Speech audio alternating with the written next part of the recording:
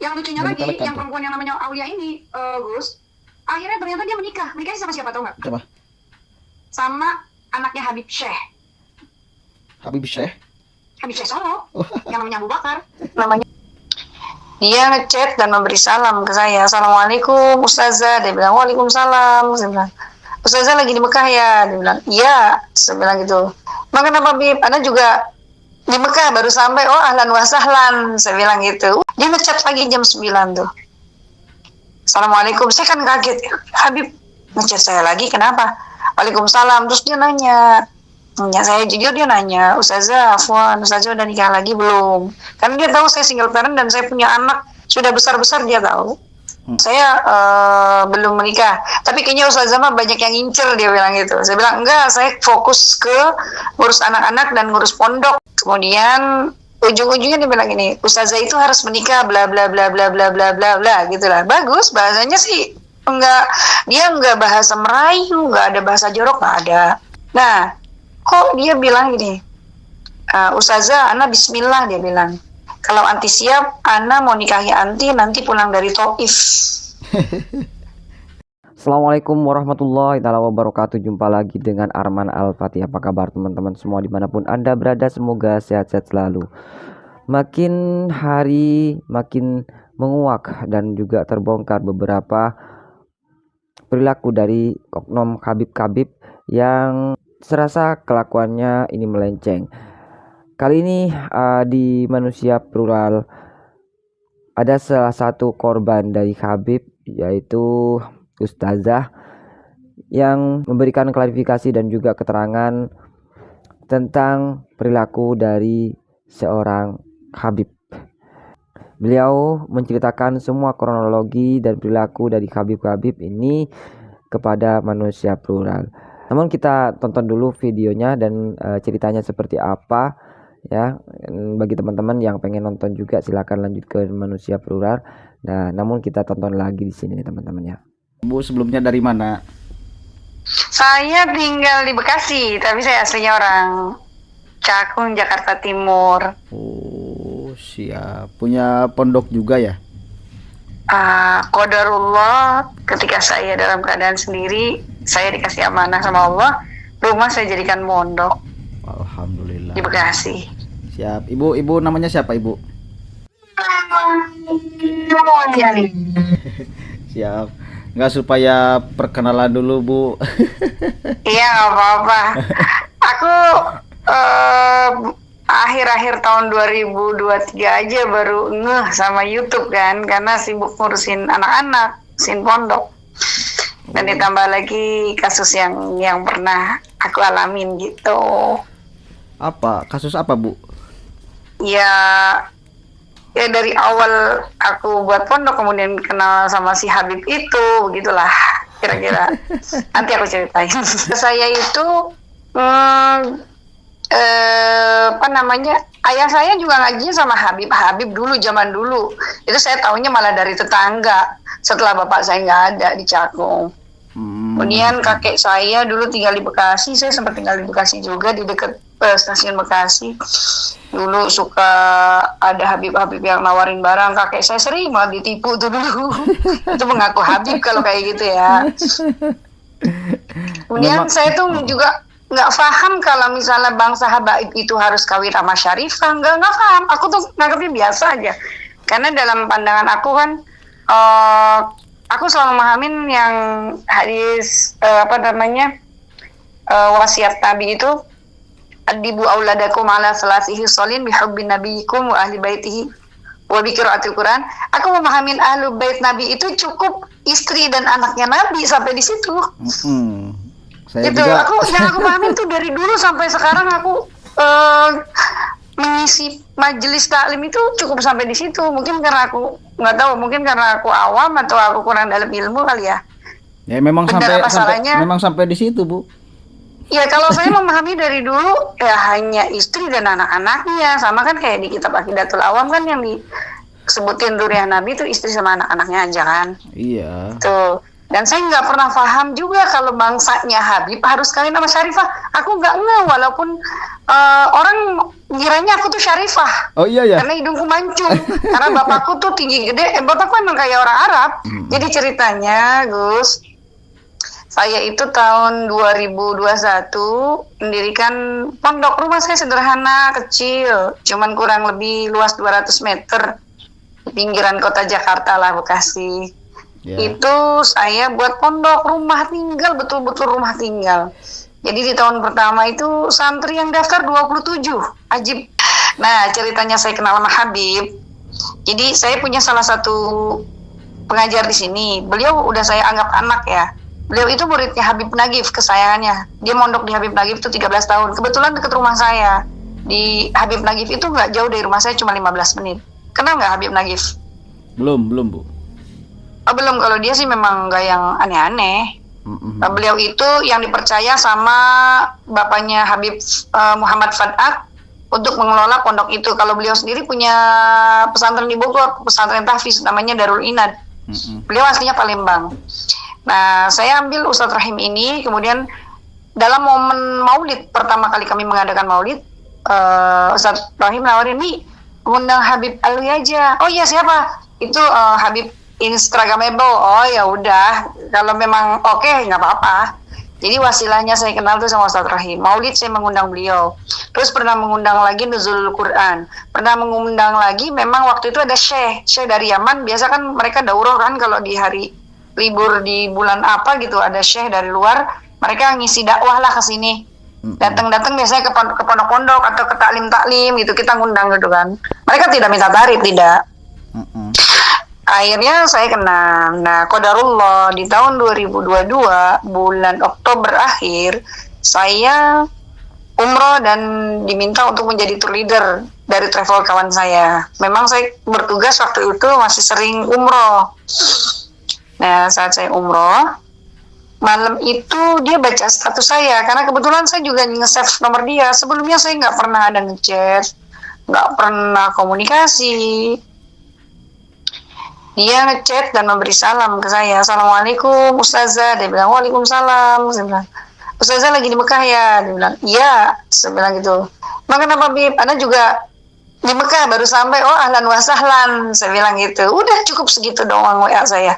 Itu malam. Paginya saya pulang dari Haram. Saya dari tahajud sampai pulang jam 7 ke kamar. Dia ngechat pagi jam 9 tuh. Assalamualaikum, saya kan kaget. Habib ngechat saya lagi, kenapa? Waalaikumsalam. Terus dia nanya saya jujur, dia nanya, Ustazah, Afwan, Ustazah udah nikah lagi belum? Karena dia tahu saya single parent dan saya punya anak sudah besar-besar, dia tahu.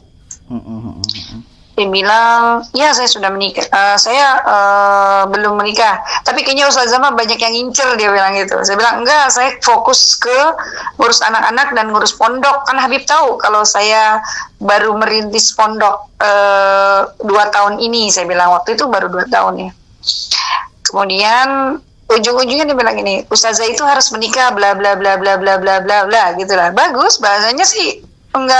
Dia enggak bahasa Melayu, enggak ada bahasa jorok, enggak ada. Kemudian saya bilang gini, oh kalau gitu saya intinya gini, saya bilang, Beb, kalau memang ente ada temen yang cocok dengan anak nggak apa-apa kalau mau dikenalin, saya bilang begitu bahasa saya. Nah, kok dia bilang gini, Ustazah, Ana bismillah, dia bilang, kalau anti siap, Ana mau nikahi anti nanti pulang dari Taif. Nah, ini kan saya sempat kaget karena tadi subuh saya tuh habis berdoa tentang jodoh. Ini kayak ada koneksitas. Saya pikirin, saya memang mungkin kesalahan saya tidak berpikir terlalu jauh karena saking husnuzon saya sama Allah kan. Karena itu di tempat yang baik, terus saya mengenal dia adalah orang yang baik dalam pandangan saya saat itu. Tapi saya komunikasi dulu sama Ustadz yang ini, Ustadz Rahim, ini Habib Alwi mau nikahin Umi. Habib Alwi mana nih? Habib Bafargas. Hah? Masya Allah, kata dia gitu kan. Nah, berarti dia support saya. Terus saya bilang gini, sebelum jawab mengiyakan si Habib, saya bilang begini, Habib, Ana sih insya Allah, Ana bismillah, Ana mau nikah sama ente karena Allah, saya bilang, karena Rasulullah, dan saya menghormati zuriat Nabi. Nah, itu saya udah mulai ini deh, kehabaib. Tapi saya punya wali.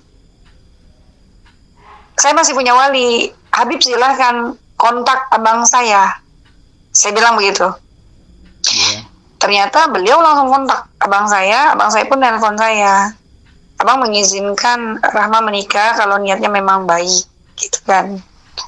Akhirnya abang saya minta dicarikan wali muwakil. Nah, ketua travelnya Habib Alwi lah yang menjadi wali muwakilnya. Yang saya kebetulan ketemu juga Gus sama yang menikahkan saya itu. Jadi setelah saya umroh itu, saya besoknya kan umroh lagi bulan depannya. Saya ketemu sama dia, saya ngejar terus untuk menanyakan kebenaran pernikahan itu kan. Bener, wallahi ana menikahkan anti gini, saksinya Ustadz Rauf. Iya, saya bilang gitu. Udah ana percaya kan. Nah terus waktu di Mekah, saya itu sebelum akad pun nggak ketemu. Setelah akad lah baru ketemu. Setelah abang saya nelpon Ustadz Pupdi, kemudian Ustadz Pupdi minta izin kepada saya untuk menikahkan saya, karena kita tidak ada di dalam satu majelis ya. Dia di tempat dia dan saya di hotel saya, karena saya juga mengurus jamaah. Akhirnya saya bilang gini, dia WA, Rahma udah selesai, dia bilang gitu, akadnya. Anda jadi istri ente? Saya bilang, iya, masa Anda bohong? Ini anak haram, dia bilang, Anda nggak mungkin bohong, dia bilang. Kalau Habib nggak bohong sama Anda, saya bilang, temuin Anda di lobi hotel.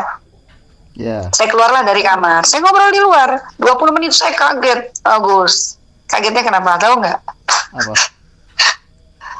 Ya Allah, Habib, kok Habib muda banget. Saya kaget. Kan selama ini saya nggak pernah lihat face to face, tatapan gitu. Iya. Jadi saya hanya melihat kan di panggung. Atau saat dia makan pun kan yang nemenin laki-laki. Kok Habib mau nikahin saya sih, kenapa? Saya bilang gitu, saya sempat kaget. Karena memang saya nggak pernah ada terbersit sedikit pun nikah sama dia, nggak ada Gus. Nggak ada. Cuman memang sebelum berangkat, saya bilang begini sama ketua travel saya.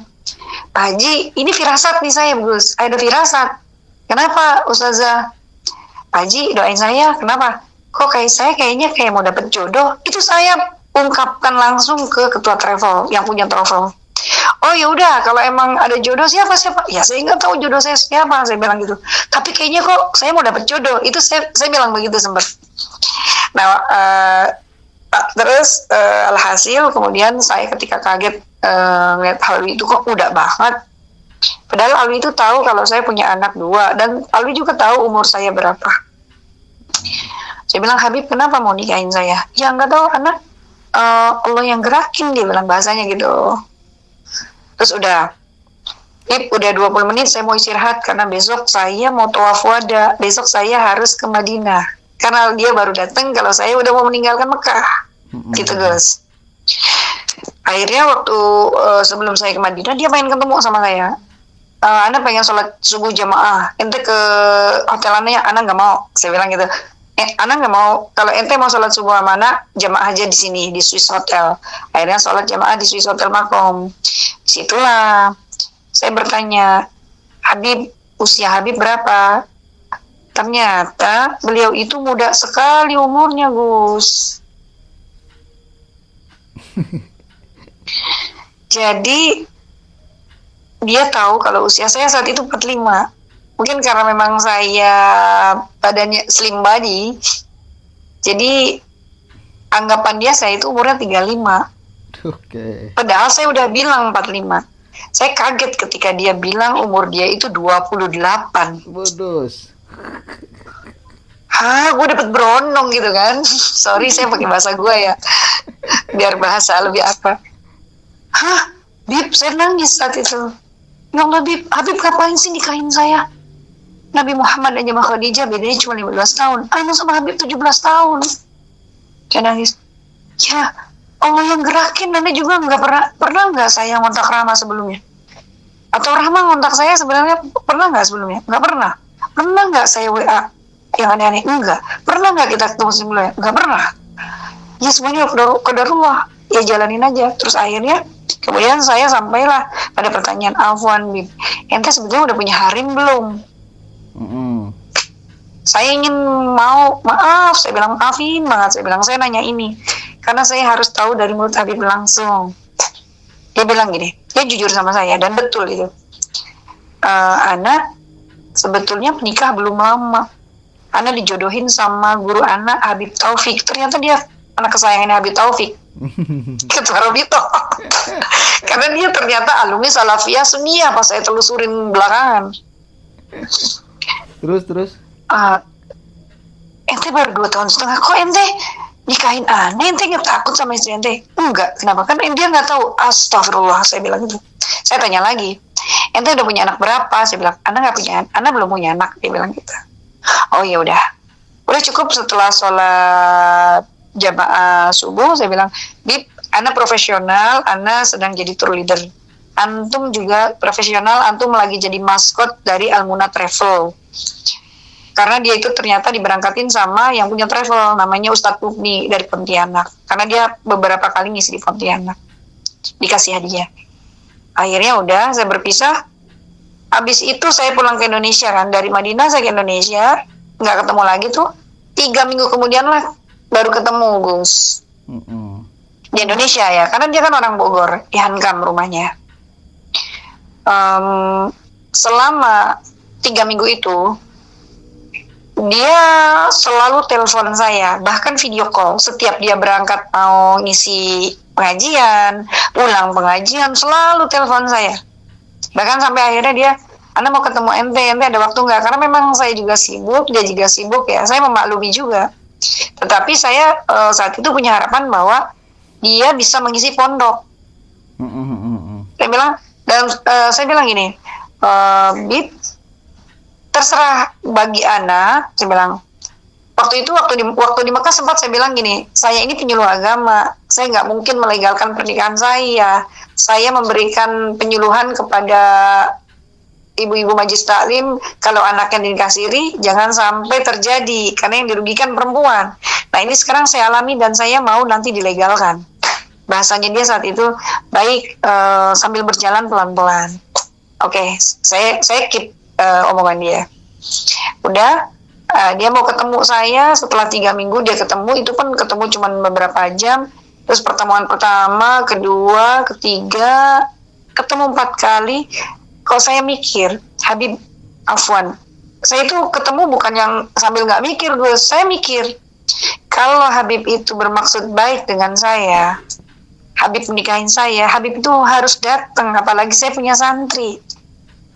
Apalagi saya punya jamaah.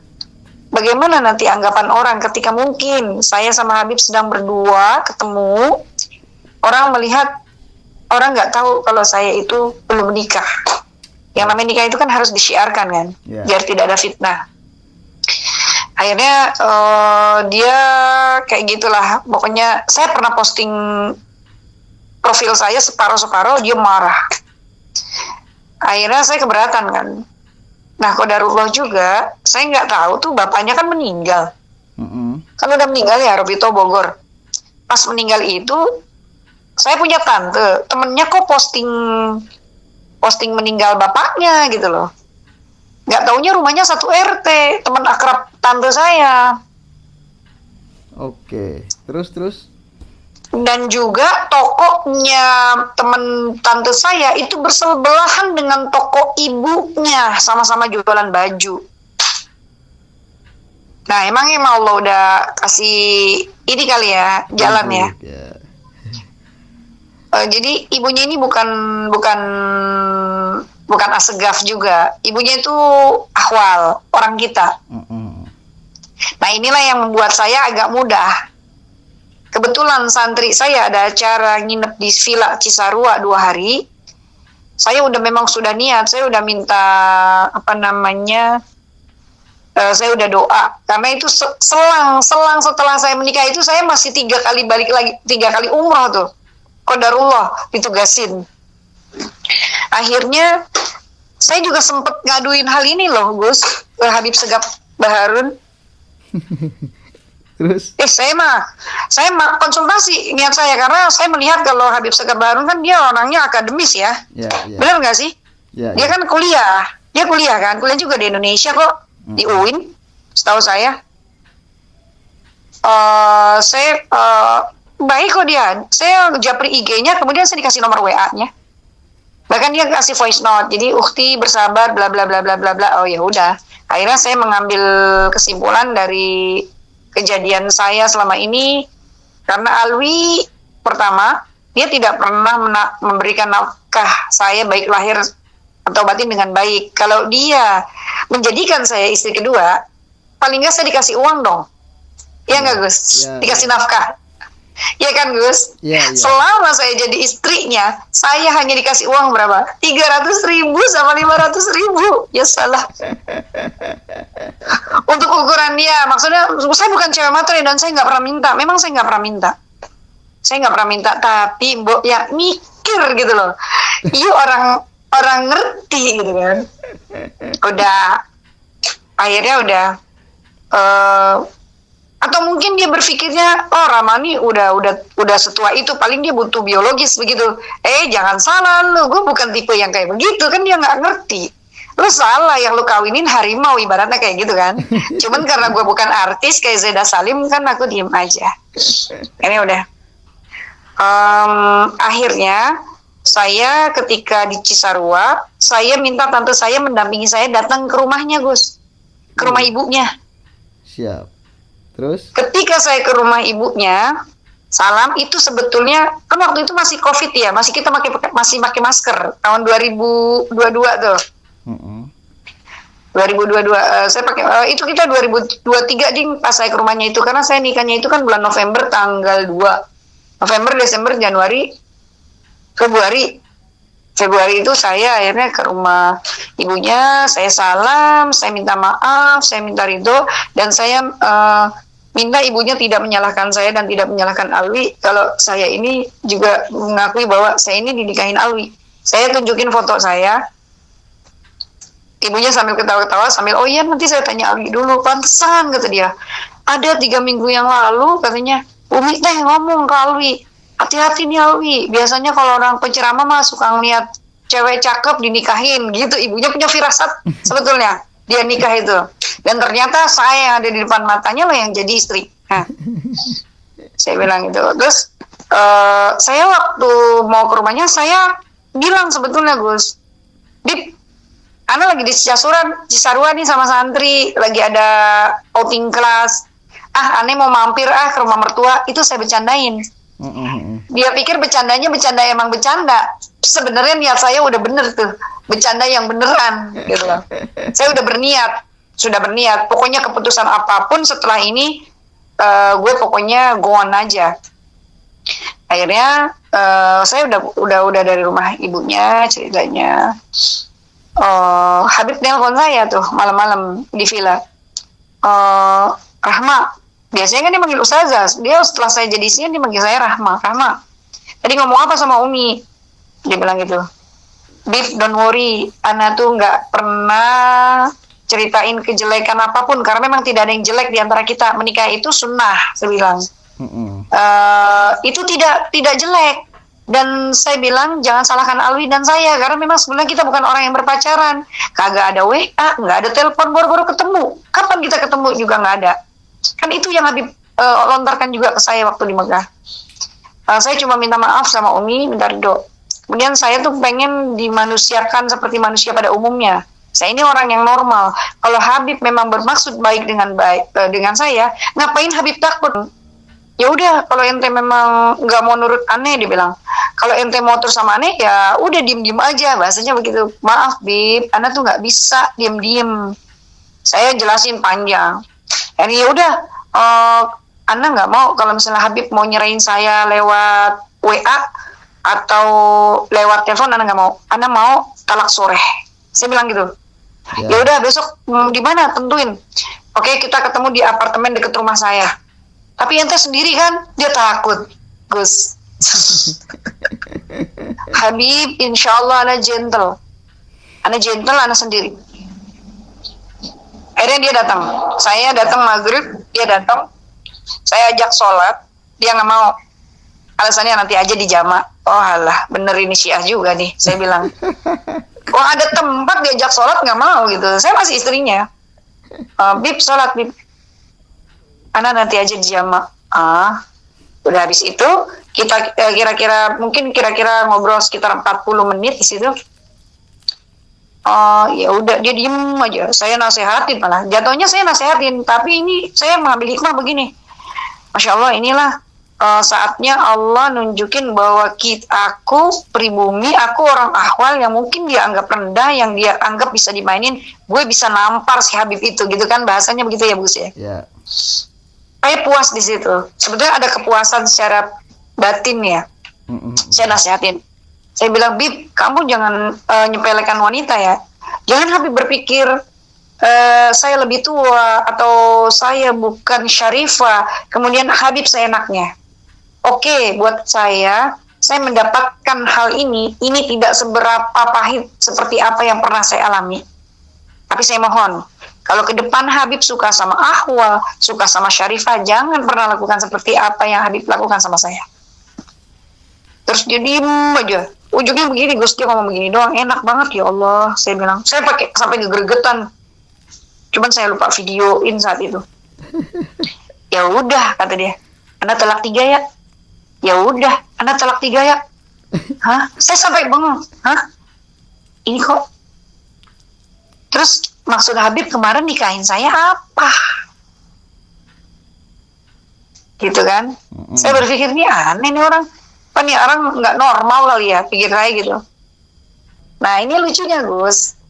Itu ceritanya udah selesai ya, masalah saya sama dia. Halo? Iya, halo, terus? Saya itu tergelitik ketika 2 hari kemudian ada yang nge-DM IG saya, namanya Haidar. Dia mengaku bahwa dia itu adalah sepupunya Habib Alwi.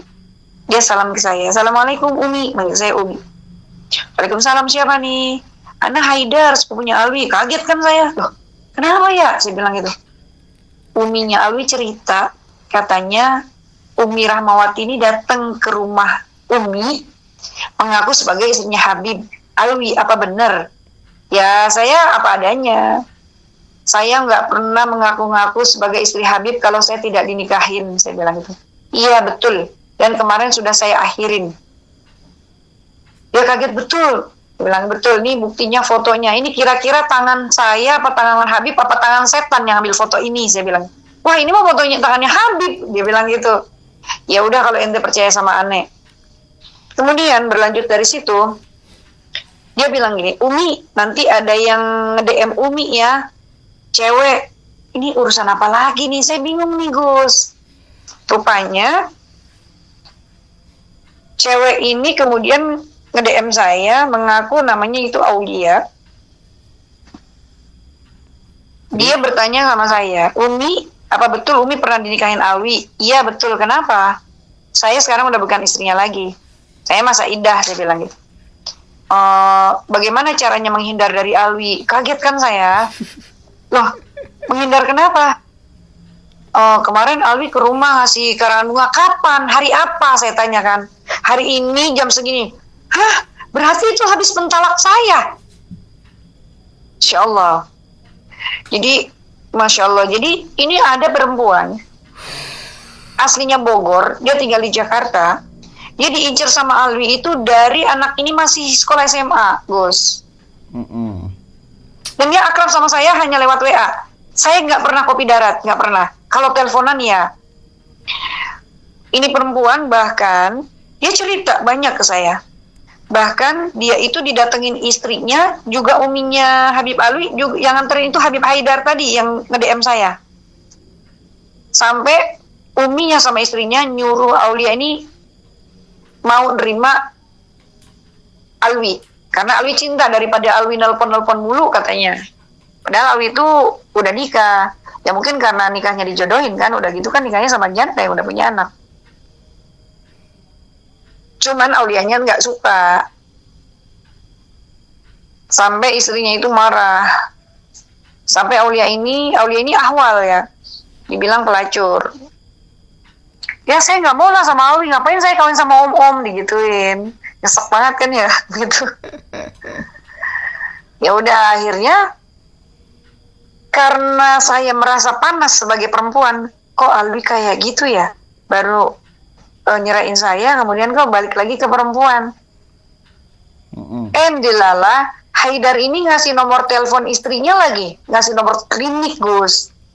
Dari situlah mungkin karena saking saya tuh sebenarnya pengen membantu si Syarifah ini biar tahu loh kelakuan suaminya itu nikah terus demen cewek lagi gitu loh. Mm-mm. Akhirnya saya kontak kliniknya, saya mau ketemu ini. Emang siapa nih, kata adminnya. Saya mantan istrinya Alwi. Kaget kan, saya kirim aja fotonya. Gak lama istrinya nelpon saya, mertuanya telepon saya. Wah, habis lah tuh Alwi, ketahuan akhirnya. Dari seminggu setelah perceraian, dilala Habib Alwi itu datang ke pondok. Jadi teleponnya udah saya blokir, semua udah saya blokir. Dia nelpon saya beratus-ratus kali, bahkan ustadz dan ustazah semua ditelepon-teleponin. Dia nyesek kali, saya nggak angkat. Akhirnya dia datang ke pondok. Ustadz Rohim itu kan saya kasih rumah kontrakan, Gus, untuk tinggal sama istrinya. Mm-mm. Ustadz Rohim bilang, Umi, tadi saya dijemput di rumah mertua sama Alwi. Ini Alwi pengen ketemu Umi, pengen nyelesain masalah-masalah yang mana. Udah selesai, udah finish. Umi udah bukan istrinya lagi, saya bilang gitu. Tolong Mi, itu saya mau berangkat ngisi pengajian di Pulau Gembang, Gus. Akhirnya saya temuin, dia marah-marah. Ente apa-apaan? Aneh dibilang main cewek, ini. Saya bilang, siapa yang bilang ente main cewek? Mertua ente nelfon aneh sampai berisik banget ratusan kali. Terpaksa anak angkat. Anak lagi di perjalanan di mobil sama Ustazah Fatma, saya bilang. Mertua ente itu pertama ngomelin aneh, marah-marah, tapi setelah anak jelasin dengan bahasa perempuan, ya minta maaf ke anak, saya bilang gitu. Lihat him nih, Rahman nih ngadu domba. Apa hukumnya ngadu domba gini. Nih Rahman nih ngaji kitabnya di mana? Bisa nggak sih dia baca kitab begitu? Saya dihina-hina lah pokoknya. Sampai dia bilang gini, ayo him, ambil Al-Quran, mubahalah. Pokoknya bahasanya, ternyata emang bahasanya mereka itu mubahalah kan. Yeah. Ambil sumpah. Ya kan, berani. Saya bilang, lu mau mubahalah, lu yang mati dalam hati saya, lu yang bohong, ya kan? Iya. Ngesok gitu loh. Bahasanya dia mubahalah seperti dia yang suci, padahal dia yang salah gitu loh. Ya. Belakangan setelah saya menikah itu, 1 bulan setelah saya menikah, saya baru lihat YouTube lagi rame iman. Sebelumnya kan saya jarang buka YouTube, Gus. Wah, udah nyambung dah nih. Bener ini, kalau Zuriat Nabi mah akhlaknya nggak kayak begini. Bahkan waktu 17 Agustus tahun lalu, Gus, itu si Habib ngomong di depan santri. Ini kuping saya masih ingat banget, bahwa Soekarno itu memerdekakan Indonesia itu atas perintah Habib siapa dah, dia bilang, kan ada juga di YouTube. Iya, ada. Habis Habibnya pulang, saya perbaiki semua. Saya kasih pengertian ke anak-anak jangan dengerin Habib kagak sekolah, SD aja dia kagak punya ijazah. Sambil bercanda saya ngasih tahu ke anak-anak. Semua perjuangan yang diraih oleh bangsa Indonesia itu adalah atas kesepakatan para panitia BPUPKI, saya bilang gitu. Soekarno membacakan teks proklamasi di Jalan Pegangsaan Timur nomor 56 itu bukan atas perintah Habib. Saya bilang gitu. Kan dibilangnya atas perintah Habib Ali Kuitang apa ya si Habib. Nah, saya pas banget denger itu. Coba kalau saya nggak pas denger, anak-anak bisa salah sejarah itu. Yang lucunya lagi, yang perempuan yang namanya Aulia ini, Gus, akhirnya ternyata dia menikah. Menikahnya sama siapa, tahu nggak? Coba. Sama anaknya Habib Syekh. Habib Syekh Solo. Yang namanya Abu Bakar. Itu Abu Bakar udah punya anak kan. Saya bilang, Aulia, iya Mi, Ana udah nikah sama Abu Bakar. Abu Bakar udah punya anak belum? Udah 2. Sampai Aulia minjem uang ke saya, Beb. Nih, terus Umi, Ana gak enak sama papa kan, anak dia kan broken home, ibu bapaknya cerai. Ya Allah, itu anak cantik, mungil kalau di profilnya. Kan saya gak pernah kopi darat. Cantik, mungil. Aulia, kenapa kamu mau dikawinin sama anaknya Habib Syekh? Orang dikenalin siapa? Sama Habib Ahmad. Ahmad mana? Ahmad Novel. Kan dia kakak ipar aku. Loh, kakakmu nih poligami juga sama Habib Ahmad bin Novel. Iya, tapi kan dia mah bener nih. Lah, kamu mau sama anaknya Habib Syekh? Katanya pertama nih, Gus, dia dipulangin misalnya 2 minggu sekali katanya datang, terus sebulan sekali. Habis itu nggak dikasih uang dan nggak dipulang-pulangin. Akhirnya cerai. Padahal itu anak gadis, itu anak yang disukain Habib Alwi. Astagfirullahaladzim. Itu Habib Syekh datang loh waktu nikahin katanya. Kok gitu semua ya, jadi aduh kurang ajar banget. Itu kan masyhur kan. Iyalah. Habib Abu Bakar kan yang suka sholawat kan. Sebelah, iya, ini Habib Abu Bakar ini. Saya buka YouTube kan. Iya, Umi, si Abu. Dia manggilnya si Abu. Umi, aku pinjemin uang dong, Umi. Aku nggak punya uang, Umi. Aku pengen banget kerja. Ya Allah, Aulia, saya kasih uang 500.000. Beneran. Ya Allah, Lia, kamu kan udah ngeliat Umi sama Alwi diginiin. Kenapa kamu mau? Kamu tuh gadis, bukan janda. Saya bilang gitu. Kenapa kamu mau? Iya, orang dikenalin sama Habib Ahmad Novel. Ya, mungkin kalau Habib Ahmad bin Novel, dia masih bertanggung jawab sama kakak kamu. Tapi itu, ponakan kamu punya akte enggak? Saya bilang gitu. Jadi Masya Allah. Saya dapat 3 lagi dari cewek. Dia sekarang kerja di Dubai. Pernah dinikahin sama orang bola kapal ikut rumah saya. Dia pertama dinikahin siri.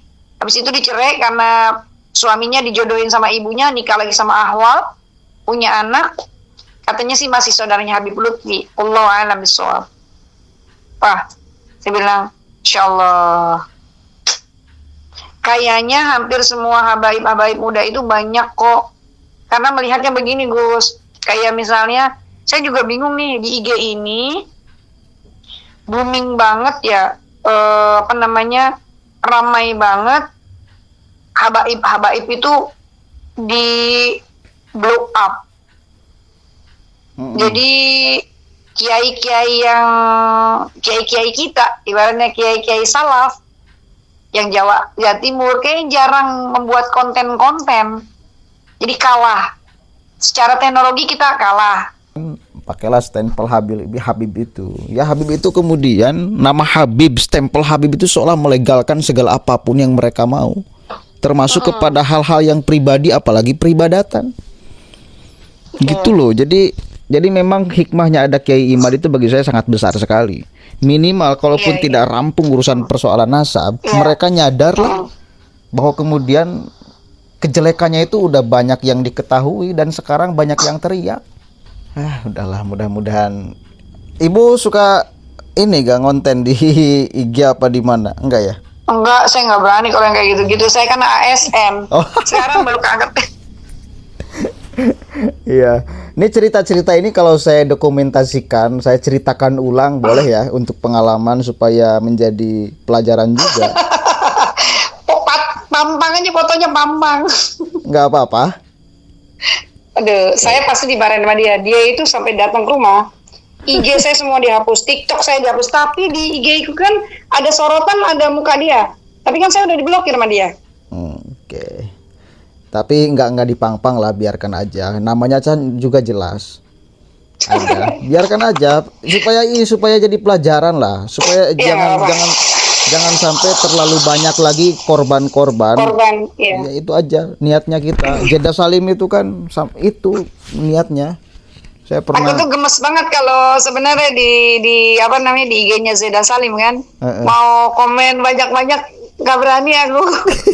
Nanti disepil sama Jeddah. Ada lagi nih satu korban. Bukan korban, maksudnya ya begitu loh. Dia nggak bertanggung jawab lah sama aku. Iya, korban. Ya, korban.